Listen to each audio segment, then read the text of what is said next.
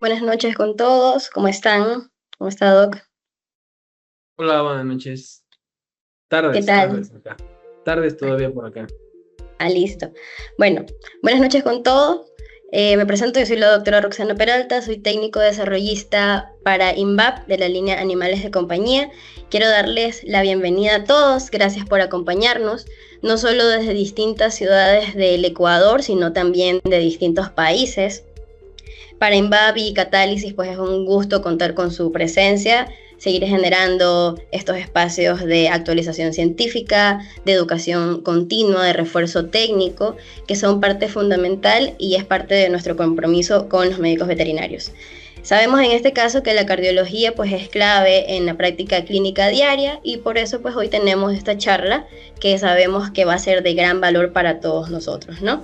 Y bueno, quiero presentarles esta noche, pues nos acompaña el médico veterinario certificado Emanuel Alejandro Santelices Lara. Él es médico veterinario zootecnista con certificación Conservet. Tiene amplia formación en cardiología veterinaria, ecocardiografía, electrocardiografía en pequeñas especies.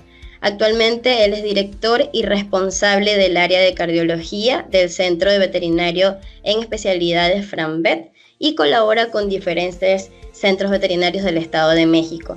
Además, pues él participa activamente en la formación continua de médicos veterinarios y es miembro de asociaciones de cardiología veterinaria a nivel latinoamericano. Entonces, Doc, estamos seguros pues que esta experiencia clínica nos aportará muchas herramientas muy prácticas para la consulta diaria. No doy más preámbulos, doctor, por favor. Muchas gracias por acompañarnos y le dejo con la conferencia. Hola, ¿qué tal? No sé si ahí ya se pueda ver la pantalla. ¿Cómo están? ¿Listo? Bueno, Sí, doc. pues buenas tardes los que se conectan de México. Buenas noches allá en Ecuador y parte de Sudamérica si están conectados. Espero se encuentren todos muy bien. Tengo que decirles que casi se me hace tarde porque recibí a este pacientito. No sé si escucha el audio. Sí, doc, sí, sí se escucha el audio. Ese paciente fue de hace unos minutos. Lo acabo de incluir en la charla ahorita. Pues el objetivo de la charla justamente es para que no sucedan este tipo de situaciones, ¿no? Este pacientito se presenta a consulta de emergencia porque se estimaba o se presumía de un colapso traqueal, lo cual terminó siendo una falla cardíaca súper grave. Y pues bueno, ahorita el paciente está debatiéndose entre la vida y la muerte. Entonces, pues vamos a hablar hoy de algo que nos ayude para que sepamos en qué momento dirigirnos, en qué momento no dirigirnos, cuándo es un problema cardíaco y cómo podemos auxiliarnos el día de hoy o cómo puedo yo ayudarles a que hagan un mejor manejo cardíaco. Y pues bueno, para hablar de cardiopatía, me voy a decirles que tenemos varias definiciones. Tenemos tanto de la Asociación Americana de Cardiología como de la Organización Mundial de la Salud. Pero en general una cardiopatía es un trastorno que afecta el corazón y los vasos sanguíneos, ¿vale? Eso va a ser una cardiopatía, como ustedes quieran llamarle, puede ser una falla eléctrica, una falla cardíaca, un tumor, eso es una cardiopatía, ¿ok? Y bueno, cuando yo empezaba a formarme en esta área, y que todavía evidentemente me queda mucho camino por delante, al igual que los que les interese y quieran formarse, pues bueno, muchas veces nos preguntamos qué es lo que debo de hacer, qué es lo que tengo que hacer cuando recibo a un paciente con un soplo, cuando recibo a un paciente con una arritmia, cuando recibo a un paciente con un soplo y con una arritmia juntos, pero que no es tan grave, o cuando recibo un paciente que llega con un soplo, una arritmia, una dificultad para respirar y ya viene inconsciente. Entonces, a veces nos volvemos locos y queremos tomar muchas herramientas o queremos hablarle al cardiólogo y que resuelva en el momento o que alguien que nos resuelva. Pero bueno, esto realmente es paso a paso. Y es tan complicado abordar un problema cardíaco. Yo la verdad es que les diría que sí. O sea, nada de lo anterior, nada de esto se va a responder si no sabemos cosas básicas, ¿sí? ¿Por qué? Porque nosotros tenemos que saber muchas cosas para poder entender qué proceso está pasando el paciente. Entonces, es difícil hacer cardiología, uno, si no comprendemos las bases de la anatomía y la fisiología. Yo creo que todas mis charlas siempre han empezado, cuando son básicas, siempre han empezado en el tema de la anatomía y la fisiología. Y aunque lo vamos a tocar muy superficial, pues bueno, es importante hacer hincapié en esto. Desafortunadamente, sé que no es solamente problema de México, sino de Latinoamérica. No hacemos un examen físico adecuado. ¿Y cómo sabemos que no hacemos un examen físico adecuado? Pues porque no nos tomamos la molestia de revisar al paciente más allá de lo que viene. Y eso puede ayudarnos mucho. ¿Por qué? Porque ¿cuántos de nosotros no recibimos un paciente a consulta porque tiene una luxación en la rodilla, pero nos enfocamos tanto en ese problema, en una fractura, que minorizamos o minimizamos la exploración cardíaca?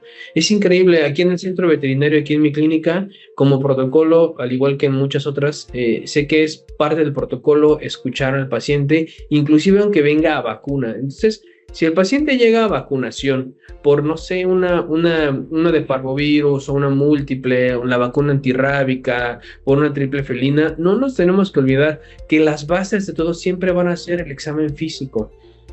Y lo otro más importante, como van a ver casos más adelante, pensamos que no existen problemas aislados.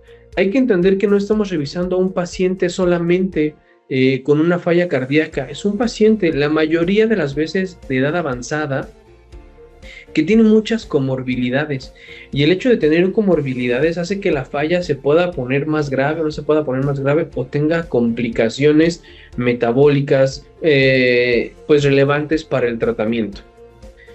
Entonces, pues retomando un poco del tema, no nos vamos a ahondar demasiado en esto, pero ¿cuál es la anatomía? Bueno, tenemos un atrio derecho, tenemos un atrio izquierdo que es en esta zona de acá. Tenemos una válvula tricúspide que está en este punto, una válvula mitral que está en este punto. Tenemos, no los puse, pero son ventrículos. Esta parte de aquí es el ventrículo izquierdo, este es el ventrículo derecho. Tenemos un tracto de salida, que este es el ventrículo derecho, que se dirige hacia una arteria pulmonar. Y tenemos un tracto de salida izquierdo que se dirige hacia una aorta, ¿sí?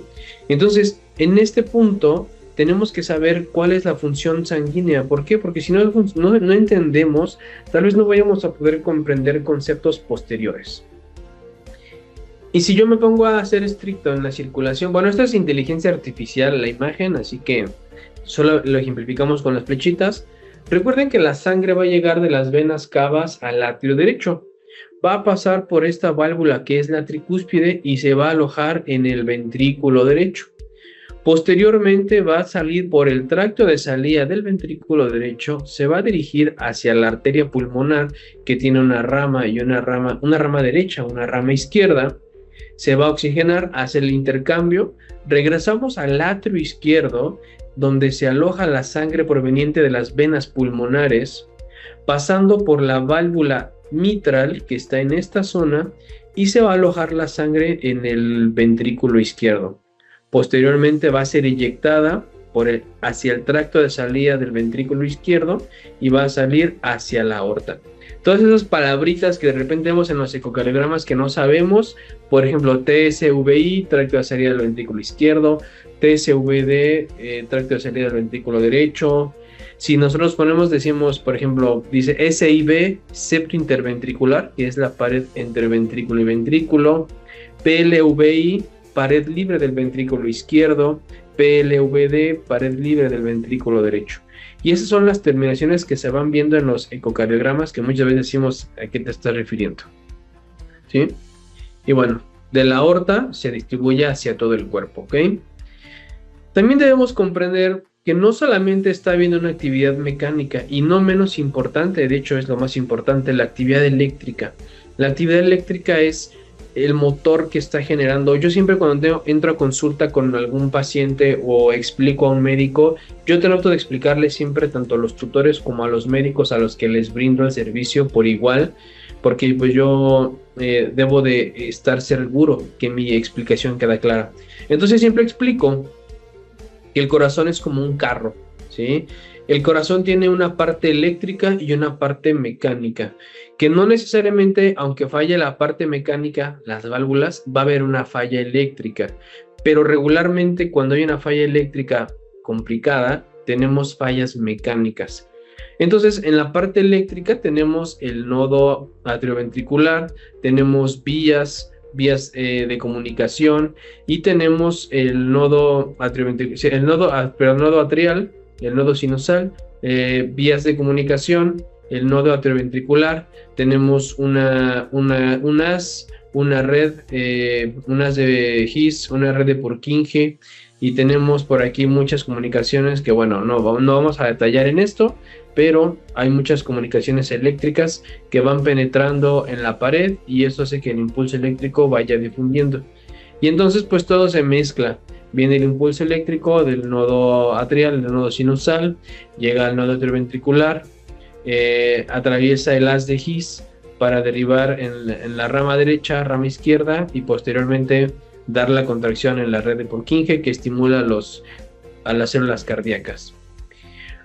Entendiendo esto, debemos hablar también de una parte de la anatomía muscular y que tenemos las células fundamentales, las células cardíacas se llaman cardiomiocitos, que son células que son altamente mitocondriales, tienen una gran cantidad de mitocondrias, en un momento vamos a explicar por qué, pero bueno, tenemos las uniones que son los discos intercalares y se va uniendo la célula a célula con una unidad que se llama desmosoma.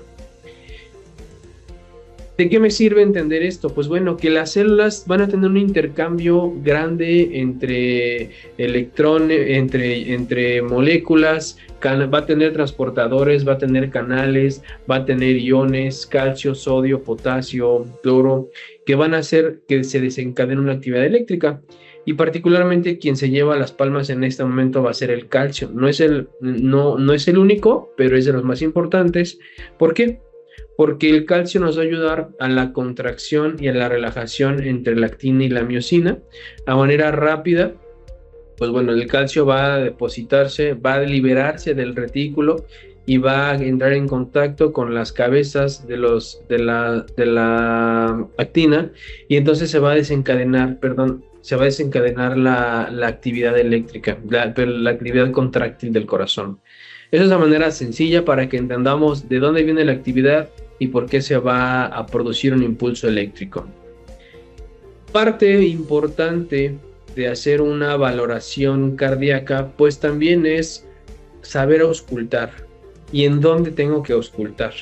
¿Por qué? Porque tenemos las 4 válvulas y las 4 válvulas tienen que ser exploradas. Encontramos la válvula pulmonar en el lado izquierdo entre el segundo y tercer espacio intercostal, más o menos a la altura del esternón.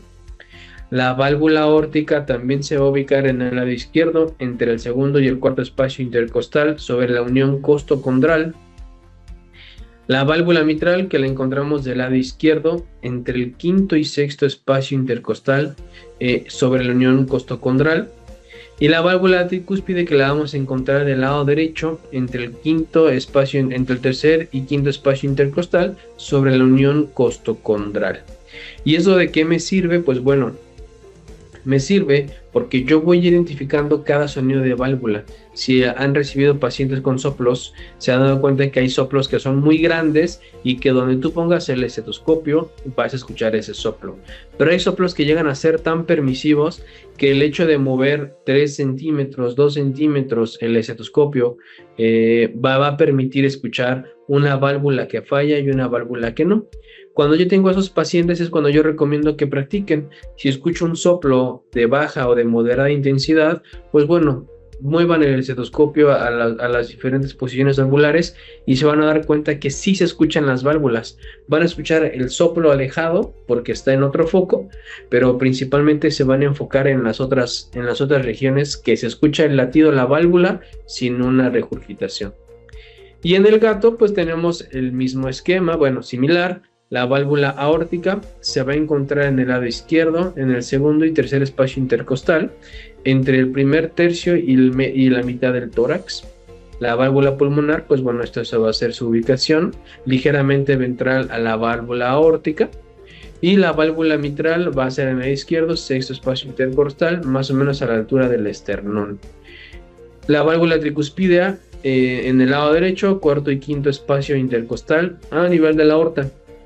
Hay que comprender algo, que esto es una regla, esto normalmente es en animales jóvenes, porque los animales viejos, por la laxitud que se genera en el tórax, en los ligamentos, el corazón va cambiando de posición. Además, contemplar que esto es en un tórax normal, no en un tórax amplio. En los perros que tienen el tórax amplio va a cambiar ligeramente la posición anatómica y bueno, van a tener que buscar dónde se escuchan esas válvulas. Obviamente más difícil en perros braquicefálicos que tienen el tórax tipo barril, que es muy amplio, que bueno, a veces entre que luchan por respirar para no estar muertos y que vienen con el síndrome braquicefálico, solamente escuchamos el ¡pum! Pero bueno, hay que hacer un esfuerzo. Y bueno, los soplos. ¿Qué es un soplo? ¿Qué es lo principal? No es lo único, pero es lo principal. Un soplo es una vibración auditiva que se genera cuando el flujo sanguíneo está turbulento, ya sea dentro de un vaso sanguíneo o dentro del corazón. Estos soplos usualmente pasan cuando la sangre se regresa. La sangre es unidireccional, no tendría que presentar un regreso. Pero cuando la sangre presenta un regreso, ya sea a través de una válvula que está degenerada, una válvula que está estenosada, o un defecto en el septo o en el atrio que genera intercomunicaciones, pues se va a escuchar el soplo. Y entonces tenemos, un pequeño resumen, no es la clasificación completa, pero tenemos soplos.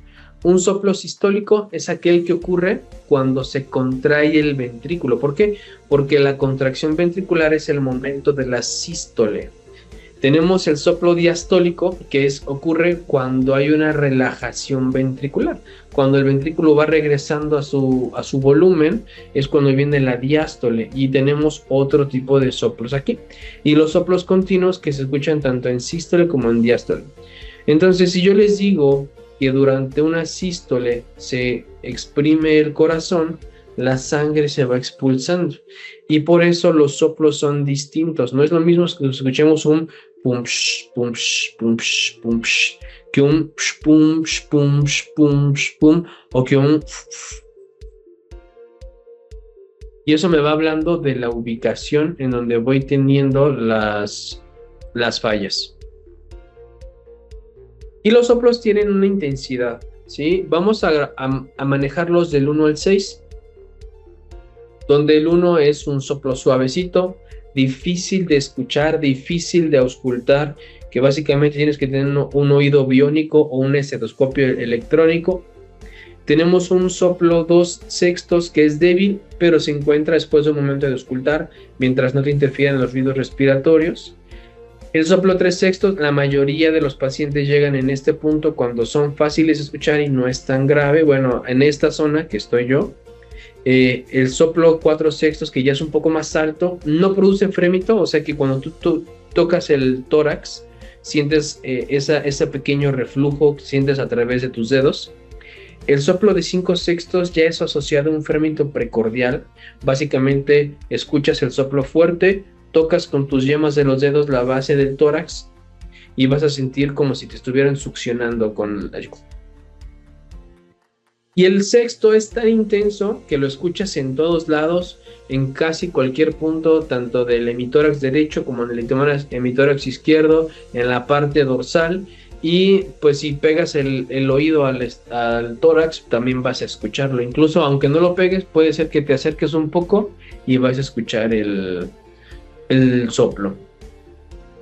Y además de los soplos, vean, nada más les voy a poner unos ejemplos de los soplos. Sí, se escucha. Sí se escucha, pero bien bajito.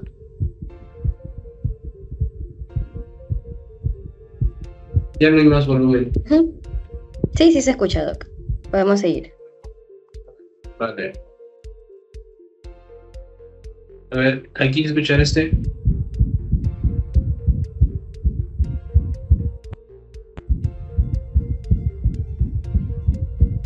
Sí, se está escuchando, doctor.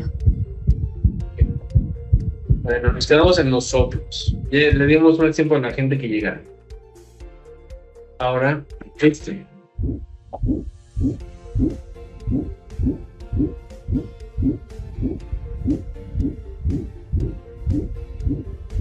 Piensa como todos son soplos. Ese es un soplo eyectivo. Y esto.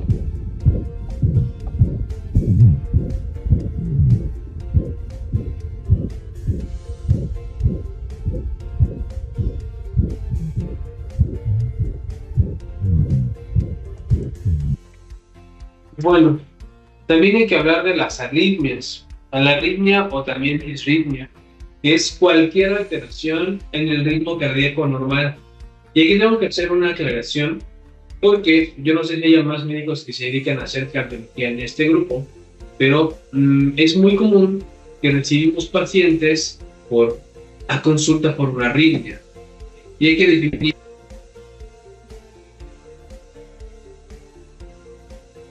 El perro es un animal que tiene un ritmo muy particular que se llama ritmo sinusal. ¿Qué quiere decir? El ritmo sinusal, el paciente inspira y la frecuencia cardíaca acelera. El perro expira y la frecuencia cardíaca baja. Entonces, si tengo un paciente que está en inspiración y suena tun, tun, tun, tun, tun, tun, tun, tun, tun, y bajas, saca el aire y se escucha tun, tun, tun, esa es una arritmia, es un ritmo sinusal, es un ritmo normal. Entonces, muchas veces nos espantamos porque encontramos una arritmia cuando realmente es un ritmo sinusal respiratorio. Se le llama arritmia sinusal. Preferentemente a mí no me gusta decirle arritmia, porque cuando tú le dices a la gente arritmia, pues ya se espantan. Entonces si tú dices es un ritmo sinusal respiratorio, pues cambia un poco el panorama.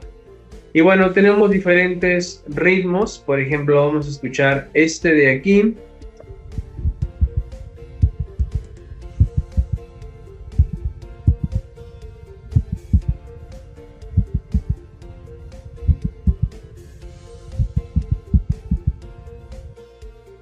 ¿Sí? Ese es un ritmo. Tenemos otro ritmo. Escuchen este muy particular. Viene el ritmo, viene el corazón y de repente entra en un golpeteo muy rápido.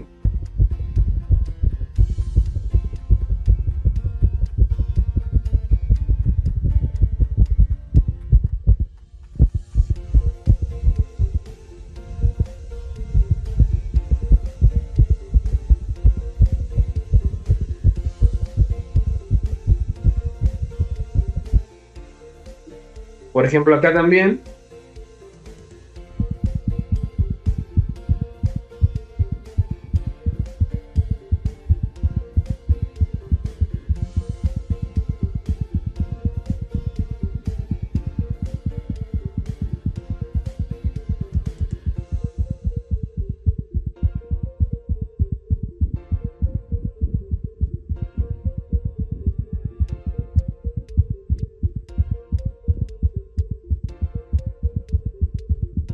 Se escucha normal pero viene una aceleración muy grande.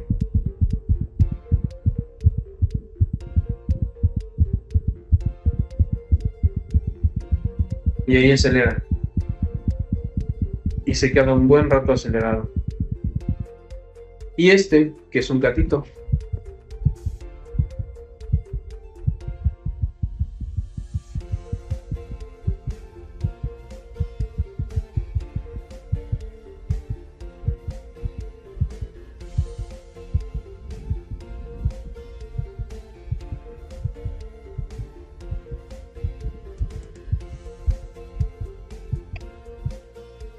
Este es el único de un paciente felino, los demás son caninos. Y de hecho vamos a ver su electrocardiograma después. Y pues bueno, también tenemos que entender que podemos recibir pacientes con cuadros respiratorios agudos. ¿Y qué me refiero con cuadros respiratorios agudos? Que son pacientes que cruzan la puerta y que vienen con dificultad para respirar. Y aquí es donde viene un problema. La mayoría de las veces entendemos como un fallo cardíaco, un fallo respiratorio agudo, una falla cardíaca, y no siempre. Es común que tengamos pacientes con bronquitis, con neumonía, con colapso traqueal. En los perros braquicefálicos, que se confunden mucho, que ya tienen colapso laríngeo, síndrome de braquicéfalo, que tenemos parálisis laríngea, y suelen ser confundidos con problemas cardíacos. Entonces hay que hacer un examen adecuado.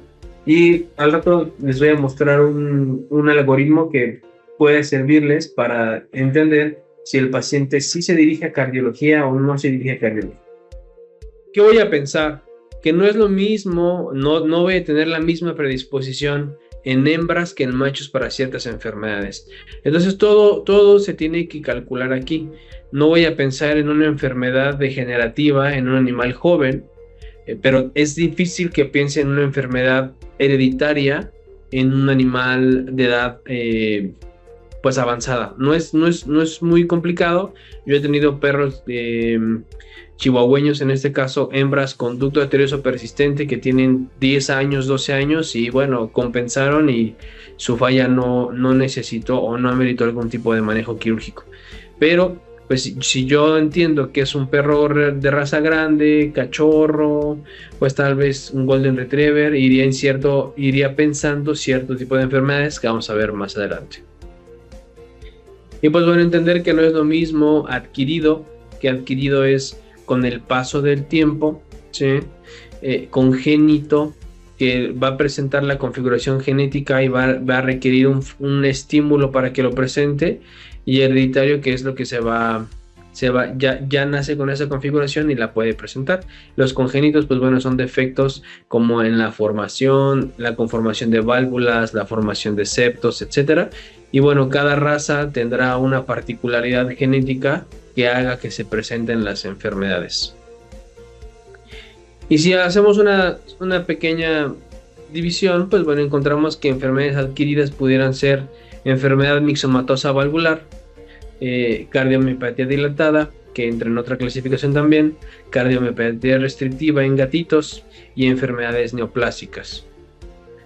Enfermedades congénitas, por ejemplo, estenosis valvulares, ya sea pulmonar, aórtica, ducto arterioso persistente, defectos del septo, displasias valvulares, que son las más comunes, y pues hereditarias, por ejemplo, que tengamos la configuración genética para presentar cardiomiopatía dilatada, cardiomiopatía ritmogénica, que se describía antes como cardiomiopatía ritmogénica del boxer, y cardiomiopatía hipertrófica en el caso de los gatos. Me gustaría, bueno, nos tomamos un respiro, ya no voy a poder ponerles este video, les voy a pasar al final, ya perdimos mucho tiempo, pero este video me encanta, al final lo dejaré. Si hablamos de enfermedades, vamos a tomar como base la principal, la más común que se presenta en la clínica diaria, que es la enfermedad mixomatosa de la válvula mitral. La enfermedad mixomatosa de la válvula mitral es en perros principalmente pequeños, chihuahueños, Yorkshire, Poodle, Schnauzer, Shih Tzu, que son viejitos. Se empieza a presentar más o menos a partir de los 6-7 años, empezamos a escuchar el soplo, o empezamos a sospechar de la enfermedad.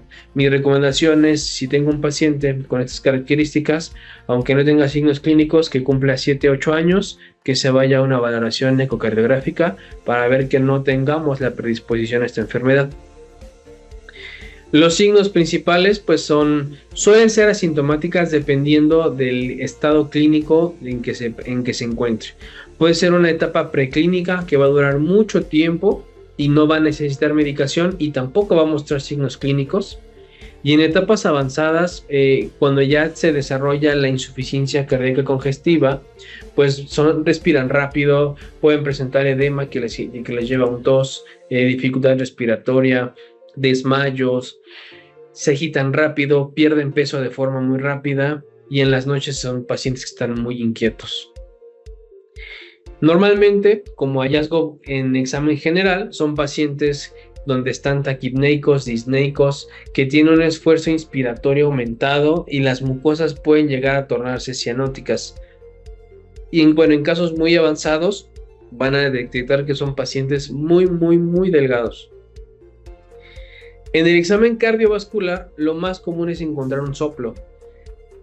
Cuando es una etapa preclínica, casi siempre el soplo es de intensidad baja. Cuando ya es clínico, por lo general es una intensidad alta, tal vez les diría 4, 5, 6 sextos. No siempre es una regla, pero suele suceder. Y bueno, con el punto de área máxima de intención siempre va a ser en el hemitórax izquierdo, donde está el foco de la válvula mitral. Casos severos, pues ya se tocan el frémito, ¿sí? Realmente ya ustedes van a tocar la mano y sienten cómo está esa succión. Y ya en casos muy severos, el paciente ya después de un cierto tipo de falla, un cierto tipo de descompensación, pues puede presentar arritmias. Y bueno, hay una subclasificación, hay una asociación que te sugiere una clasificación. Esta clasificación no es para el cardiólogo, esta clasificación es para el médico veterinario que se dedica a medicina interna, que es una clasificación, se le llama ACBIM, donde tenemos un estadio A, que es el paciente que no tiene soplo y no hay signos clínicos ni hallazgos en un ecocardiograma. El B, que tenemos el B1, que ya se escucha el soplo, no hay signos clínicos, ni mucha alteración en la ecocardiografía. Pacientes B2, que ya tenemos una alteración en signos, remodelamiento cardíaco, una regurgitación mayor, un soplo fuerte. El paciente ya tal vez presenta signos de edema, signos de insuficiencia cardíaca. El paciente C, que ya tenemos además de eso una hipertensión pulmonar postcapilar y líquido en los pulmones, y el paciente en estadio D, que ya es refractario, que básicamente todas las medicinas que recibe tienes que duplicar dosis o cambiar medicamentos que hagan lo mismo para que pues se compense el corazón. Tenemos también la cardiomiopatía dilatada, que es principalmente en perros gigantes y grandes, los Doberman, el San Bernardo, el Gran Danés, aunque también afecta a algunos perritos medianitos como lo son el Cocker o los mestizos de. Y en gatos es raro, no es imposible de presentar, pero se aprecia principalmente en gatos que tienen dieta a base de vegetales, que tienen deficiencia en la taurina, ¿sí? Estas personas vegetarianas que piensan que le hacen bien, bueno, pues el gato no le va muy bien una dieta vegetariana. También se va a encontrar si el paciente está compensado, va a ser un estadio subclínico y no vas a escuchar nada, tal vez una frecuencia cardíaca un poco incrementada, pero cuando llegan a clínica mal, pues bueno, entiendes que tienen disnea, taquipnea, tal vez una distensión yugular, pulso yugular positivo, de la dificultad que tienen para la contracción arterial del lado derecho. Podemos tener ascitis, la sobrecarga de volumen, las membranas pueden estar pálidas, entran en choque, pérdida de peso, y el pulso femoral pues suele estar débil o debe presentarse a un ritmo distinto. Y bueno, en el hallazgo, en el examen cardiovascular, normalmente encontramos soplos suaves porque la válvula se separa y la regurgitación es muy central al medio. Entonces esta regurgitación tanto puede ser del lado derecho como del lado izquierdo, se puede auscultar o simplemente no auscultamos nada.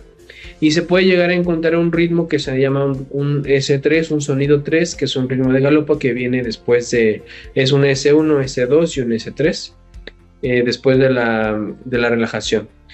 Y pues tienen arritmias. Usualmente estos pacientes presentan una arritmia, pueden generar, como el paciente que escuchamos los ruidos hace rato, pueden ser muy rápidos, puede ser un ritmo solamente acelerado o puede escucharse diferentes ritmos en una sola exploración. Ahora tenemos una imagen de cómo se ve un corazón dilatado. Y bueno, tenemos una fase oculta que es asintomática, donde el paciente puede tener una muerte súbita, y en la fase clínica pues ya tenemos los signos más graves que habíamos comentado. Y pues la oculta y la preclínica, y la que se manifiesta que ya es una clínica. Esta es una oculta porque vean, no hay una contracción. A veces es difícil y las mediciones tienen que ser muy especiales e incluso utilizar un elemento que se llama speckle tracking, que ya es un tipo de valoración especial en el corazón. Ducto arterioso persistente también es una enfermedad común en perros, pastor alemán, caniche, maltés. Es poco frecuente en gatos, pero sí hay. Me ha tocado ver un gato nada más con ducto arterioso persistente.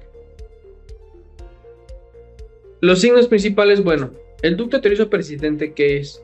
Es una comunicación alterada entre la arteria y entre la arteria aorta y la arteria pulmonar. Hay un cortocircuito. La sangre usualmente tiene que circular en una dirección que es pulmonar, pulmones, atrio, ventrículo izquierdo, arteria pulmonar y se va. Pero en este momento una comunicación izquierda-derecha, pues bueno, estamos hablando que va de la aorta a la pulmonar, y una comunicación derecha-izquierda cuando ya se revirtió, que el flujo pulmonar pasa a ser tan alto que vence la presión izquierda, entonces ahora el flujo empieza a meterse del lado derecho al lado izquierdo. En la usualmente los signos en la izquierda, ¿de qué depende? Del tipo de ducto, porque hay muchos tipos de ducto. Hay ductos que se requieren operar y hay ductos que no requieren ser operados. Si son asintomáticos, usualmente no son operados y son los que te encuentras a los 10, 12 años. Pero cuando no, son pacientes que tienen signos de insuficiencia cardíaca congestiva izquierda, tos por el edema de pulmón, disnea, taquipnea, intolerancia al ejercicio. Y la derecha, pues bueno, la revertida, el paciente ya tiene alteraciones en coloración en las mucosas, intolerancia al ejercicio y pueden llegar a tener colapsos. ¿Qué encuentra un examen general? Pues bueno, puede haber un pulso hipercinético, o sea que salta demasiado cuando el shunt es izquierdo-derecho, o en casos revertidos puede observarse una cosa que se llama cianosis diferencial, que yo puedo ver las mucosas y voy a tener tal vez unas mucosas craneales en la encía, en el ojo, en la esclera rosadas, y tal vez unas mucosas prepuciales o vulvares voy a tenerlas más amoratadas, y eso es dependiendo del tipo de ducto que se vaya presentando y si se hace reverso o no se hace reverso. Y en el examen cardiovascular, la característica es un soplo en maquinaria, un soplo continuo. No vamos a escuchar una pausa, se va a escuchar. Y es en la base. Se puede palpar el soplo, y la forma más sencilla es, si está abajo de la axila del lado izquierdo y está muy intenso, va a ser un ducto arterioso. Y en el revertido puede ser que se escuche un poco o no haber un soplo porque ya se revirtió, ya está bajando la presión, y tal vez no se escuche más que un sonido que se llama desdoblamiento, que es como un ruido un poquito más largo, o tal vez un latido como un tucutut, tucutut, tucutut, ¿sí? Y bueno, hay muchas clasificaciones. Esto de qué depende de dónde se va a colocar el ducto, en qué posición. Puede ser 1, 2A, 2B, 3 y hay más clasificaciones. Y bueno, hay estadios y pues el síndrome de Eisenmenger, que es cuando ya hay un cambio de flujo, una reversión. La estenosis pulmonar pues es común en perros como los chatos, el bulldog inglés, bulldog francés, boxer, pug. Es rara en gatos, no es imposible que se presente, pero es más rara de presentación. Y bueno, la mayoría la verdad es que son asintomáticos hasta que empiezan a desarrollar signos de falla cardíaca derecha, como fatiga, síncope, intolerancia al ejercicio, ascitis. En el examen general normalmente son asintomáticos si no están en un cuadro de falla, pero cuando hay una falla, pues bueno, la yugular se ve distendida, hay ascitis y podemos tener edema en miembros principalmente craneales o anteriores. La estenosis pulmonar, pues bueno, voy a encontrar un soplo sistólico de eyección, o sea, al momento de la contracción ventricular, que incrementa y hace un psh, psh, como si fuera un disparo. Psh, psh. Yo digo que es como un disparo de sable de Star Wars. Y se escucha en la base cardíaca, principalmente del lado izquierdo. Y bueno, tienen frémito porque son usualmente de intensidad elevada. Y bueno, puede haber un soplo diastólico cuando ya hay insuficiencia en la válvula, insuficiencia pulmonar. La estenosis pulmonar, hay también clasificaciones. Tenemos un tipo A y tenemos un tipo B. Y se clasifica también de qué depende de esto, si hay una arteria coronaria que está mal posicionada y pasa rodeando la pulmonar. Sabemos que estos pacientes es complicado que se operen porque, pues bueno, si haces una valvuloplastía, que es la forma de corregirlo, una de las formas de corregirlo, se puede romper la arteria y pues bueno, hasta ahí llegamos. La estenosis aórtica, más común en perros un poco más grandes, rara en gatos también, como principales exponentes Terranova, Rottweiler, Golden Retriever, Boxers. Y a menudo, de igual forma que en la pulmonar, pueden ser asintomáticos. Y lo más que sucede, pues bueno, el paciente puede tener un síncope durante actividad física, incluso pueden morir después de ese síncope, o hay pacientes que nada más amanecen muertos, ¿sí? Que tienen una muerte espontánea. ¿Qué voy a encontrar? Un pulso arterial femoral débil y de ascenso lento, así se le conoce como pulsus parvus et tardus, que es un tipo de pulso que empieza en la femoral y va haciendo un incremento paulatino. Y eso es en estenosis moderadas a severas.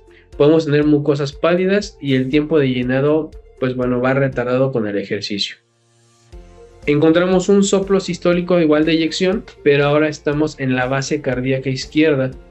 Y normalmente lo vas a encontrar porque irradia hacia las carótidas, hacia la entrada, donde se hace la entrada del tórax. Y puede haber, depende de la intensidad y la severidad de la estenosis, podemos encontrar el frémito precordial. Ese es un ejemplo, más o menos cómo se ve la estenosis.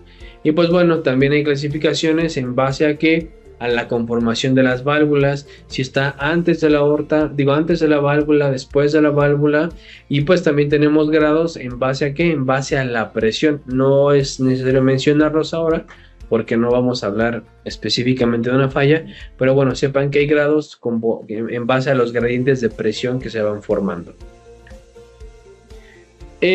Cardiomiopatía hipertrófica, principalmente en el gato, más común en el Maine Coon, aunque entendemos que hoy por hoy, pues casi cualquier gato puede presentarse, solo que el Maine Coon tiene un componente hereditario. Los signos principales, casi todos son asintomáticos, te vas a dar cuenta muy adelante, y los signos pueden tener dificultad respiratoria, ya sea por edema o porque tienen efusión. Y la principal característica que te vas a dar cuenta es un tromboembolismo. ¿Cuál es la causa? Pues bueno, normalmente estos pacientes dejan de mover el tren posterior porque se aloja un trombo en la arteria aorta, ya para la bifurcación que se va hacia las arterias de los miembros, y entonces deja de haber circulación. Son miembros que vas a sentir fríos, que no van a tener un pulso, y que cuando escuchas el corazón tal vez te percates de un soplo. En un ecocardiograma podrías encontrar un trombo que esté alojado en el atrio izquierdo, normalmente en el atrio izquierdo. Si están en un cuadro clínico, en un tromboembolismo, pues bueno, vas a tener la taquipnea, la disnea. Puede ser el trombo que no solamente se queda en los miembros, también ese trombo puede ir no solo a los posteriores, puede ir a un trombo anterior, puede ser un trombo pulmonar. Entonces no fiarnos de que solamente provoque la parálisis en miembros posteriores. Siempre el hallazgo más común es que van a ser miembros fríos, las uñas las vas a ver, o el lecho ungueal, que es donde se ven las uñas, el color se va a ver moradito, le va a doler, y pues bueno, van a ver hipotermia a la palpación. El soplo sistólico es a menudo dinámico, que quiere decir que lo vas a encontrar en movimiento constante. Puedes tener un ritmo de galope, un sonido 3 o hasta un sonido 4, pero lo característico son las arritmias.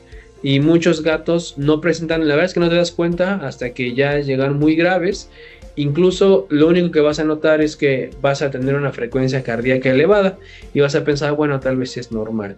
Pero si tienes un paciente, un felino, que ya cumpla los 7, 8 años, la recomendación es que se haga una valoración ecocardiográfica para descartar la presencia de esta enfermedad. Y hay un parámetro ecocardiográfico donde mides el septo interventricular y te va ayudando junto con otras cosas más, pero bueno, te va ayudando. Es un valor no predictivo, pero sí te va a ir sugiriendo si se va presentando o no la enfermedad. Y bueno, también la ACVIM, que es la Asociación de Cardiología, la Asociación de Medicina Interna Veterinaria, te va a decir, hay estadios donde es subclínico, tal vez tiene un leve engrosamiento, aquí hay una insuficiencia cardíaca congestiva, aquí en este punto ya podemos desarrollar tromboembolismo y una etapa refractaria. Y bueno, vamos a tener pacientes con enfermedad obstructiva, que el septo está tan engrosado que ya me provoca una obstrucción en el tracto de salida del ventrículo izquierdo, o simplemente puede no obstruir el tracto de salida del ventrículo izquierdo, y eso también vuelve grave la enfermedad.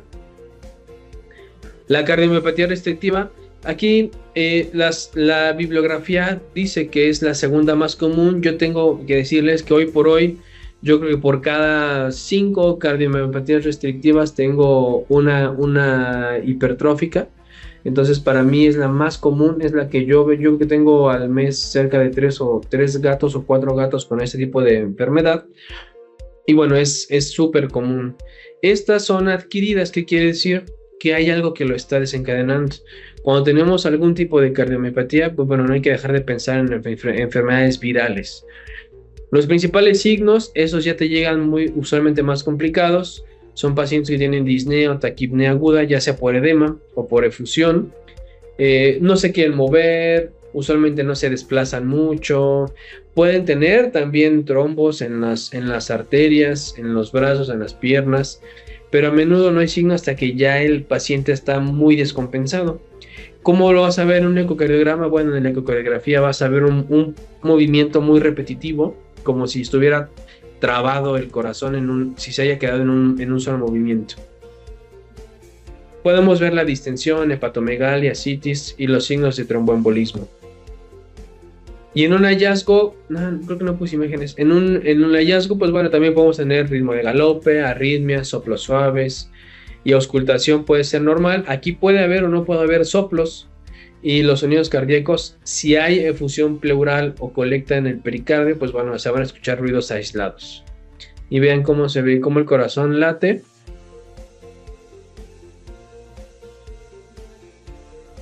Se ve aparentemente normal. Los atrios están un poco más grandes o aparentan ser más grandes y se suele confundir con una cardiomiopatía hipertrófica, pero la característica es que pues tienen un buen grosor en el septo interventricular y las paredes también se encuentran bien. No hay que perder de vista que también las enfermedades pueden actuar como agravantes. Una enfermedad metabólica, endocrinológica, autoinmune o enfermedad inflamatoria. Y por esto hay que hacer un buen examen. ¿Por qué? Porque los pacientes siempre hay que revisar. Si sospecho que tenemos hipotiroidismo o hipertiroidismo, la clave va a estar en colesterol, triglicéridos, tal vez. Si sospechamos hiperadrenocorticismo, me enfocaría en ver ALT, fosfatasa alcalina, AST. Hipoadrenocorticismo, me fijaría mucho en cómo están las constantes. También me fijaría en el equilibrio hídrico, especialmente el potasio. La diabetes, pues bueno, me voy a dar cuenta con la glucosa. Enfermedades autoinmunes que me pueden provocar también una afección: el lupus eritematoso sistémico, la polimiositis, porque es una inflamación muscular, y la miastenia gravis también me pueden provocar afecciones cardiovasculares. Por eso siempre es importante hacer un examen físico completo y no demeritar signos clínicos de cualquier otro espacio. Si tengo un paciente con lesiones tal vez cutáneas, lesión renal, pues pudiera pensar que estoy enfrentándome ante un lupus y tal vez tendría que no dejar de lado la salud cardiovascular. Y las enfermedades inflamatorias, claro que sí. Parvovirus llega a provocar necrosis aguda de ciertos cardiomiocitos, la tripanosomiasis o enfermedad de Chagas, la endocarditis infecciosa, que sí se ha reportado, sí existe. No son las mismas causas que en medicina humana. En medicina humana puede ser por enfermedad periodontal, aquí pues no hay un estudio que nos diga, nos lo confirme. La pancreatitis, en general cualquier tipo de sepsis, cualquier choque séptico me puede generar alteraciones que me vayan a hacer pues pensar que estoy mal del corazón, pero hay que verlo como un parte de todo, ¿no? Ahora, ¿qué algoritmo, si llega un paciente con un problema cardíaco, qué algoritmo yo les puedo sugerir que utilicen en estos puntos? Bueno, vamos a partir, llega un paciente cardiópata, ¿cómo es que yo detecto? Porque llega a la consulta y lo primero que hacer es medir la presión arterial, aquí están los valores. Si tengo un paciente con un soplo, tal vez tendré que buscar ciertas causas. Entonces, si es un paciente que viene con un estado clínico inestable, pues voy a aplicar un protocolo de urgencia. En este momento, aquí es donde viene el parteaguas. Si yo tengo un paciente que llega con dificultad para respirar, que le escucho un soplo, me reportan desmayos, yo no voy a buscar a un cardiólogo que me haga una ecocardiografía. Yo lo que tengo que hacer es estabilizar al paciente. ¿Y cómo? Bueno, lo que tengo que hacer es ultrasonido, canalizar, ver si tengo líneas D. Por ejemplo, el paciente que les enseñé al principio de la charla, ese pacientito no era candidato a hacer una ecocardiografía, era una EcoFast. Colocas el transductor en los pulmones, ves si hay líquido libre, diferenciar si es edema perilear por un problema respiratorio, por un problema, o edema por un problema cardiogénico. Y vamos, oxígenos, el pimovendal o el inotrópico positivo que se tenga que manejar, el diurético, y lo manejas como se tiene que hacer. Una vez el paciente ya está estable, busco derivar o solicitar el apoyo del cardiólogo en la clínica. Normalmente esos pacientes tienen que recibir primera atención. Si tú, un paciente que llega en un estado de emergencia, deseas hacerle un ecocardiograma en ese momento y está en distrés respiratorio, se va a morir. Entonces no es lo recomendable hacer en ese momento el ecocardiograma, ¿sí? Y bueno, si el paciente viene en dificultad para respirar, no escucho soplo, hay edema y no se ve en el EcoFast una dilatación cardíaca grande, pudiera pensar que es más bien una falla respiratoria, ¿no? Si está estable y escucho un soplo o una arritmia, pues primero tengo que ver. Si es un perro, ya vimos cuáles son las enfermedades más comunes. Si es un gato, ya vimos cuáles son las enfermedades más comunes. Y hacemos el protocolo: química sanguínea, hemograma general de orina, y voy pensando hacia dónde me voy dirigiendo. Si tengo una falla metabólica que me esté agravando, por ejemplo en gatos, hiperaldosteronismo, hipertiroidismo, diabetes, que me vayan a agravar el problema cardíaco, o que simplemente no sea un problema cardíaco, sea una consecuencia. Si es un perro, si es pequeño o mediano, pudiera pensar en ciertas enfermedades. Si está estable, le hago rayos X y su ecocardiograma. Si no está estable, bueno, protocolo de urgencias obviamente. Si es grande, ya estaré valorando por predisposición racial qué tipo de enfermedades me puedo ir encontrando, y ya hago la estratificación acorde a su enfermedad, ¿sí? Otro protocolo que también podemos manejar es este, que es un poquito más largo. Estos me gustó, los hice, traté de hacerlos como sencillos, no entran todas, pero da igual. Siempre nos vamos a ir por la presión arterial. La presión arterial aquí es muy importante, y más en los gatos. Los gatos tienden a hacer más hipertensión que en los perros, y no por un problema cardíaco, pero suelen ser tener la presión arterial más elevada. Igual aplicamos el mismo pensamiento. Es perro pequeño, es perro grande, tiene soplo, no tiene soplo, llegó estable, llegó inestable, tiene signos. Y esto me va a ir ayudando para enfocarme, ¿no? Tal vez, como les decía, si me llega un gran danés de 2 meses, pues no voy a pensar en una enfermedad valvular degenerativa. O tal vez si escucho el soplo, pues pensaría más en una estenosis aórtica, ¿no? Entonces eso es parte de hacer un plan completo, ir como haciendo algoritmos y determinar en qué paciente es más lógico que se presente cierta enfermedad, ¿no? Obviamente debemos entender y estar conscientes de algo: el conocimiento que yo tengo, el equipamiento que yo tengo, y lo importante es no improvisar. Si yo no sé y no tengo el entrenamiento y no me he formado, no lo voy a intentar y no voy a dar medicación. Y entonces tengo que buscar a alguien que tenga la capacidad, y la verdad es que allá en Ecuador y en Latinoamérica también tenemos muy buenos médicos. Ustedes allá tienen uno de los grandes, que le comentaba ayer, con el doctor Javier Rodríguez, ¿no? Para mí es uno de los mejores médicos que tienen allá y a nivel Latinoamérica. Y bueno, tienen que buscar siempre sus centros de referencia de apoyo que puedan controlar eso, entender cuál es mi límite, hasta dónde yo no puedo llegar y en qué momento ceder, o ir buscando al que puede llegar a mi clínica y que tenga la facilidad de desplazamiento, ¿no? Vamos a poner algunos casos clínicos ya casi para concluir la charla. Ella es África, una mestiza de 14 años, tenía desmayos y una dificultad respiratoria leve. Se presentó por 2 soplos, mitral y tricuspidia, y pues bueno, tenía 2 tumores en el corazón. Aquí son los 2, están en el atrio izquierdo, y la falla pues se genera tanto aquí como en la pulmonar, digo, en la tricúspide como en la mitral.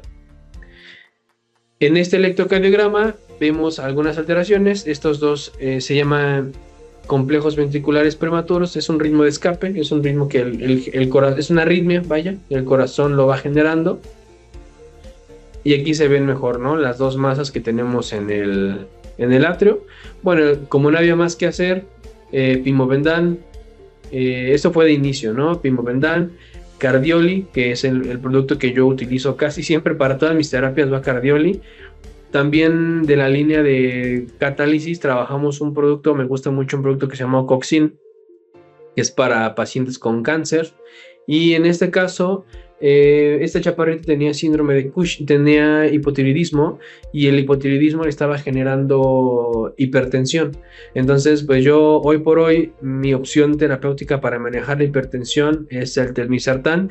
Voy dejando de lado un poco los YECAs, el ramipril, el enalapril, básicamente los he dejado de usar un poco, ¿no? Noah, chihuahueña de 14 años, se detecta un soplo, y fíjense, esta estaba bien curiosa porque se presentó a vacuna y en el examen físico detectaron un soplo, pero la perra no tenía signos clínicos. Y si ustedes ven, bueno, en este corte tenemos el lado derecho del corazón, el lado izquierdo del corazón. El lado derecho se ve muy grande, y en efecto estaba muy grande. Lo que no tenía era una enfermedad en la válvula, una enfermedad degenerativa en la válvula tricúspide. Este corte de aquí se llama corte bicabal, y aquí yo lo que veo es la regurgitación en este punto de la válvula tricúspide, que aquí se veía precioso. Entonces, pues bueno, esta perrita estaba pasando por un cuadro de hipertensión pulmonar, y como no había más signos clínicos de nada, simplemente el tratamiento fue, hasta la fecha sigue, o sea, sigue viva, y su tratamiento único de momento es sildenafil y Cardioli, que les digo que me gusta mucho. Acá estamos con mi Nino. Hace rato les puse unas imágenes. Un doméstico de pelo corto, 15 años. Tenía dificultad para respirar, perdón, desde un mes, y tenía apatía desde hace 2 semanas. Y su frecuencia cardíaca está muy alta y se escuchaba muy extraño. Entonces, si yo les pongo aquí, vean cómo el corazón late y de repente, chin, chin, chin, chin, ¿sí? Late y ahí. Eso es un paciente con una cardiomiopatía restrictiva. Y vean este trazo electrocardiográfico que está... Ay, oh, ¿qué hice?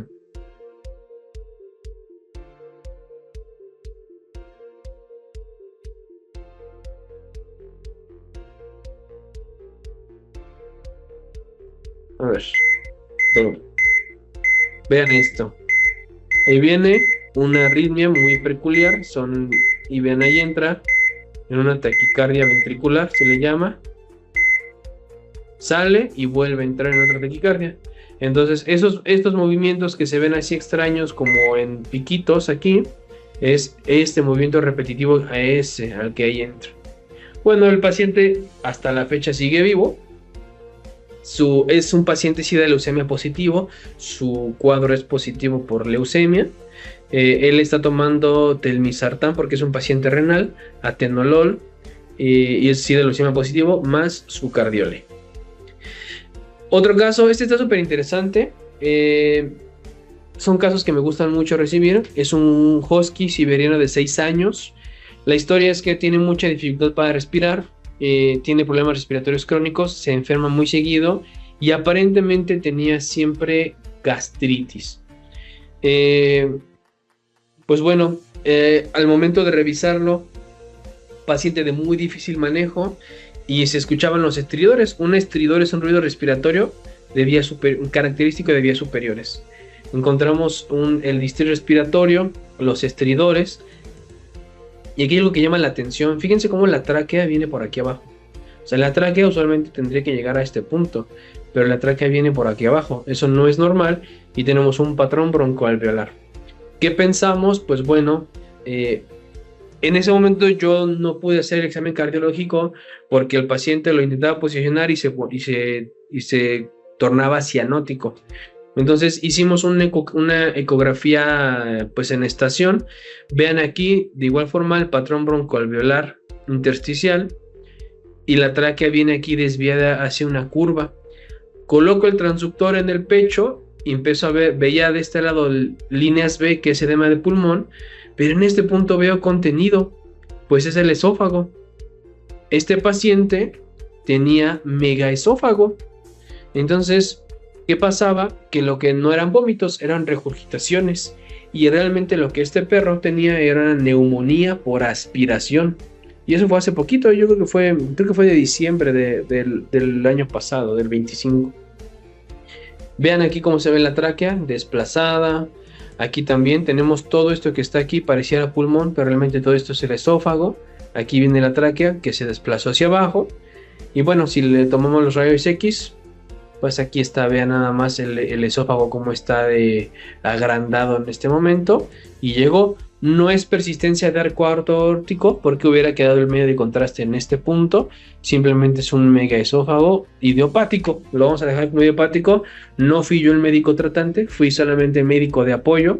Pero bueno, mi labor como médico que se dedica a cardiología y un poco de medicina interna es, si no es, yo no voy a quitarme, ni me voy a lavar las manos diciendo, no es un problema cardíaco, ya se acabó ahí. Creo que una parte importante de la labor del médico que confía en ti para el servicio, pues bueno, es que le des algo de retroalimentación. Mi retroalimentación resultó adecuada y pues bueno, se llegó el diagnóstico, el paciente se fue bien, el cliente no hubo molestias. Y bueno, mi recomendación fue utilizar antibiótico, analgésico, el que ellos prefirieran, los broncodilatadores y mucolíticos para la secreción. Y en este caso utilicé un producto que se llama Asbrip, que también es de la línea de catálisis, pero lo utilicé en nebulización. Ahora les explico cómo es esto. Boston, este es un caso muy, muy tranquilo, es un Boston Terrier, llevo conociéndolo muchos años, yo lo sobrellevaba desde que su fallo cardíaco estaba en B1, o sea, en muchos años. Desde que él estaba en un B1 yo lo estaba controlando, pero conforme pasó el tiempo, bueno, se fue agravando la enfermedad y resulta ser que tenía una hernia en el espacio 2-3 cervical y pues bueno, requiere una valoración prequirúrgica. El paciente pasó de un estadio B1 a un estadio B2 en un transcurso de 6 meses que yo no lo había valorado. Y pues bueno, como parte del tratamiento preoperatorio, estas ya tenían regurgitación de hecho en las dos válvulas, tanto en la tricúspide como en la mitral. Y bueno, su tratamiento es sencillo, como es Boston Terrier, también problemas en la presión a consecuencia de hipotiroidismo. Pues bueno, el paciente se fue a casa con pimobendan, con telmisartán y socardiolin. Ya va a ser operado en un par de días, no lo han operado todavía, apenas recibí un mensaje que ya lo van a operar. Y está con su tratamiento y Boston no tiene alteraciones, ¿no? Este caso clínico también bastante interesante, fue de hace unos días también, hace 3 semanas, aparentemente no me acuerdo. Es un Beagle de 11 años que presenta soplo, pues bueno, se fatiga a realizar actividad física y tiene abultamiento abdominal. O sea, el abultamiento abdominal llamaba mucho la atención, pero si prestamos atención, vean, tenemos urea elevada, creatinina elevada, colesterol, triglicéridos.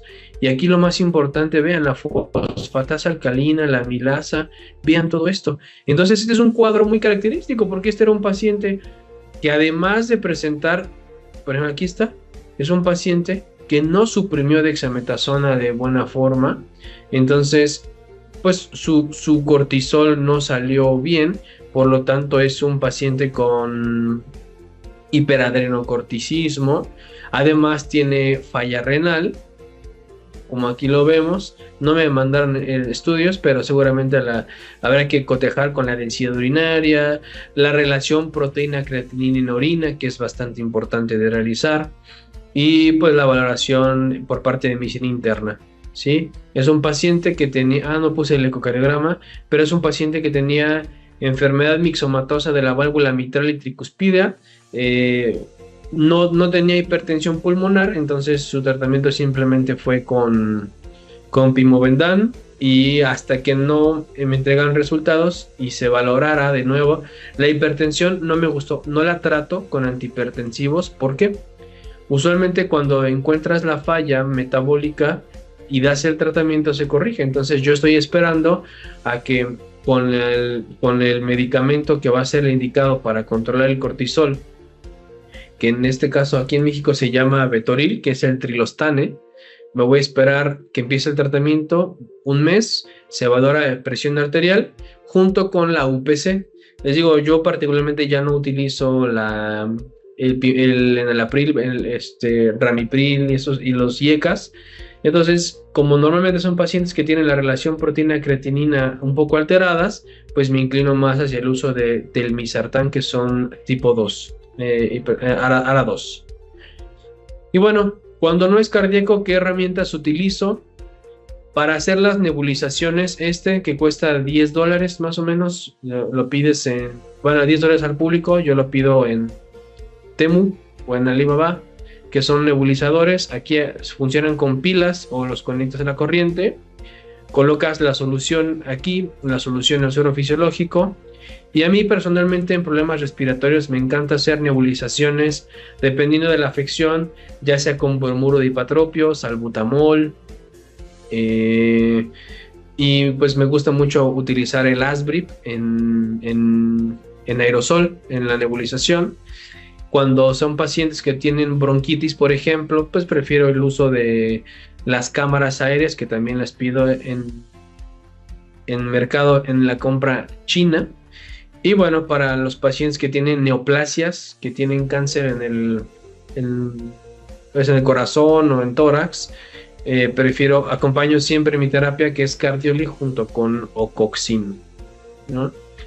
Bueno, parte importante de saber qué pasa con una enfermedad cardíaca: vamos a tener liberación de radicales libres, que son moléculas reactivas a partir de oxígeno, ¿sí? Casi siempre, o el progenitor común va a ser anión superóxido, y vamos a tener especies reactivas de estos radicales libres, que hidróxidos, bueno, ahorita les hago mención si quisieran saber un poco más. Vamos a tener diferentes radicales libres que son productos del metabolismo mitocondrial. Recordemos, como mencioné hace un momento, el corazón tiene el miocardio, el cardiomiocito, tiene una cantidad muy elevada de radicales libres, por lo tanto, de mitocondrias, por lo tanto hay una gran producción de radicales libres, que bueno, vienen de la fuga mitocondrial y de ciertos tipos de enzimas que me van a ayudar a ciertos procesos del cuerpo, interactuando con electrones. Y la verdad es que los radicales libres no es que sean malos, los radicales libres son necesarios, es un mal necesario. No puedo suprimirlos por completo. ¿Por qué? Porque si yo suprimo la actividad de los radicales libres, muchos tienen actividad de regulación en el endotelio vascular. Entonces, si yo omito ese endotelio vascular y además procesos de regulación inmunológica, señalización, no puedo barrer por completo con los radicales libres. Y ahí es donde entra un Cardioli, que me ayuda a establecer los procesos de homeostasis en el cuerpo. ¿Por qué? Porque tenemos carnitina, lisina, niacina, sulfato de zinc, tenemos cianocobalamina. En caso de gatos que tengamos problemas por la cardiomiopatía dilatada o que tengamos alteraciones, pues bueno, la taurina, que es un buen medicamento bien indicado. Y lo que voy a hacer con estos productos es que no haya una liberación en exceso de radicales libres, pero tampoco voy a impedir que se liberen los radicales libres. Además, también el Cardioli nos ayuda a tratar el tema de la hipertensión arterial. Se ha utilizado principalmente en pacientes con falla renal han visto que ha ayudado mucho al control. ¿Y esto cómo funciona? Pues bueno, una de las técnicas que se emplea para hacer estos productos o para que llegue con nosotros el Cardioli y toda la línea de catálisis es una tecnología de activación molecular donde ponen estos productos, estos elementos, se hace un proceso de activación molecular para que se puedan llevar a cabo los procesos ya indicados sin que se vea afectado la homeostasis del cuerpo. ¿Sí? Y pues bueno, a manera breve tenemos el ácido lipoico, que todos van a fungir como antioxidantes. Tenemos la carnitina, que nos va a ayudar al transporte de los ácidos grasos de cadena larga, va a ayudar a que lleguen a la mitocondria para que haya un menor estrés oxidativo y entonces haya un menor daño a los miocitos cardíacos. El sulfato de zinc, que también nos va a ayudar a mantener estructura, nos va a ayudar a proteger la integridad del tejido cardíaco.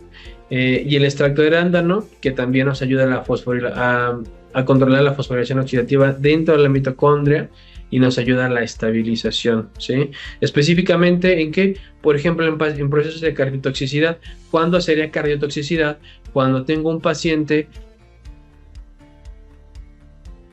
terapéuticos que necesitan ser, pues por ejemplo, como la vincristina, me parece, la doxorubicina, que es un cardiotóxico, pues nos ayudaría también suplementar el cardioli para evitar esa cardiotoxicidad y a controlar la liberación de radicales libres. No sé si hasta el momento tenga alguien alguna pregunta. Tengo una pregunta en el cajón. A ver, el doctor José me menciona: aún hay médicos que se rehúsan a realizar SG con precordiales y solo se quedan en el confort de 6 derivadas. Argumento del doctor Barbosa y doctor Galvez. ¿Tú qué opinas? A ver, ¿dónde está la pregunta? Está dentro del cajón de preguntas y respuestas. Ok, bueno. Miren, yo creo que no. Me gustaría responder, déjame leer la pregunta para responderle de forma muy objetiva. A ver, espérame. Apoyo la función cardíaca. ¿En qué momento está? No se escucha.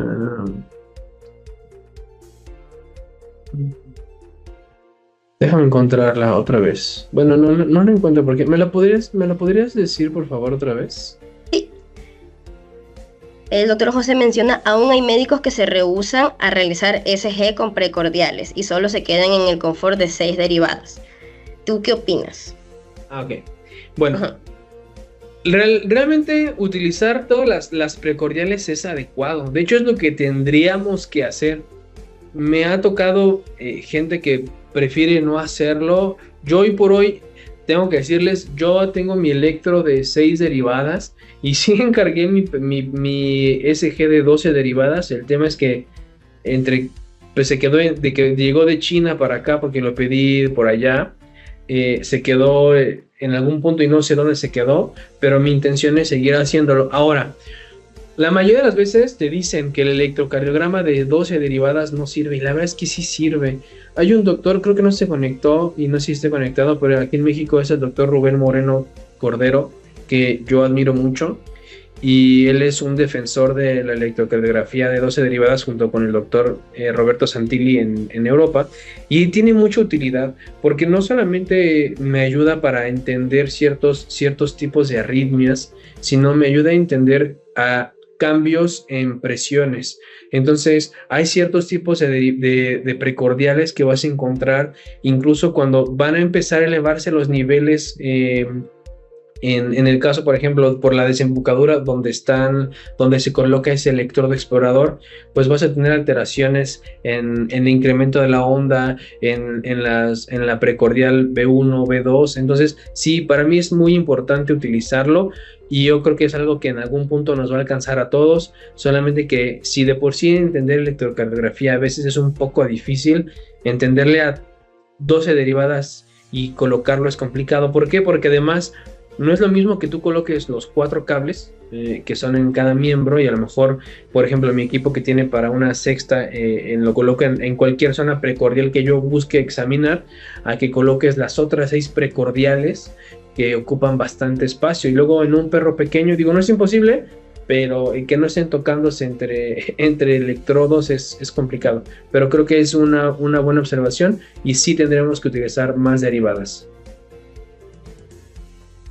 Listo, Doc, muchas gracias. Tengo otra pregunta de la doctora Fernanda. Ella indica, doctor, excelente charla, tenía una consulta. ¿Qué opina del uso de coenzima Q10 como coadyuvante?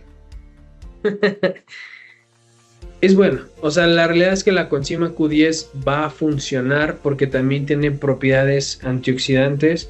Realmente, miren, cualquier producto que tú vayas a ocupar que tenga como objetivo evitar la oxidación de radicales libres va a ser muy bueno. Y en el mercado cada vez hay más opciones para utilizar estos compuestos.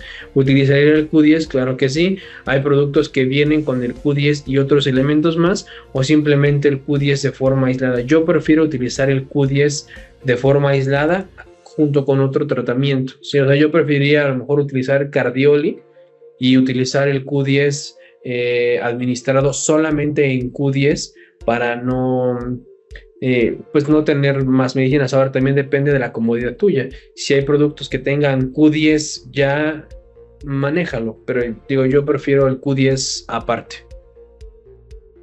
Perfecto, Doc, muchas gracias. Tenemos más preguntas por aquí. Indica la doctora África González, ¿cómo hacer las nebulizaciones con Asbrip? ¿Se puede hacer en perros y en gatos? Yo le he utilizado en perros. Esto es muy empírico, ¿sí? O sea, esto es muy empírico porque realmente no estoy tratando de desarrollar como este protocolo. Lo utilizo, es fácil. En el vasito nebulizador, como el vasito del aparato que yo utilizo es de 5 mililitros, yo simplemente coloco los 5 mililitros, de esos 5 mililitros, 4 mililitros van a ser de solución salina y el Asbrip lo voy a utilizar de medio mililitro en el vasito. Incluso, bueno, yo no se puede ver, déjenme ver si voy a desconectar, no me puedo desconectar. Es que no me veo yo, déjenme ver si me puedo ver con la cámara, porque les voy a decir en dónde también utilizo Asbrip. ¿Dónde está mi cámara? Bueno, no sé si se ve a mi cámara. Sí, sí se ve, Doc. Bien, bueno, les voy a poner acá. Yo para las consultas de cardiología, este es mi consultorio, ¿sí? Acá está mi consultorio un poquito tirado, pero en este consultorio yo aquí tengo un humidificador, entonces yo aquí coloco Asbrip, déjenme ver qué tengo por acá, miren, no les miento, tengo aquí mi Asbripcito. Entonces yo en el humidificador, en los pacientes que llegan con distrés respiratorio o que sé que tienen problemas respiratorios crónicos, pues bueno, los relaja, además como huele rico, pues relaja las vías respiratorias por los componentes que tiene. Entonces, tanto lo utilizo como en mi humidificador para mi consulta diaria, como en el nebulizador que utilizo para los animalitos. Perfecto, Doc.